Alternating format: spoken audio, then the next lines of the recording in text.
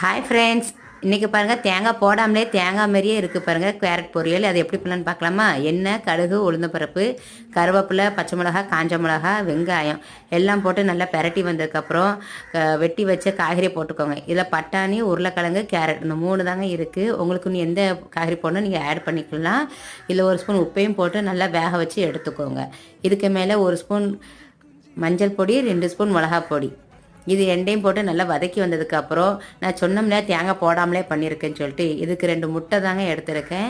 அதையும் உடச்சி ஊற்றி இதுக்கு மேலே உங்களுக்கு உப்பு வேணால் போட்டுக்கோங்க. என் உப்பு கரெக்டாக இருந்துச்சு.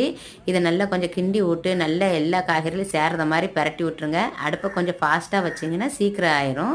இதில் ஒரு மேகி மசாலையும் போட்டு நல்லா விரவி சோத்து மேலே போட்டு சாப்பிட்டு பாருங்கள், அவ்வளோ சூப்பராக இருக்குங்க. என்ன நீங்கள் டியூஸ்டே ஃப்ரைடே சாப்பிட முடியாது, முட்டை சேர்த்ததுனாக்கல நார்மல் டயத்தில் சேர்த்து சாப்பிட்டுக்கோங்க. ஃபர்ஸ்ட் டைம் பார்க்குறது என்னோட சேனலை சப்ஸ்கிரைப் பண்ணுங்கள், லைக் பண்ணுங்கள், ஷேர் பண்ணுங்கள்.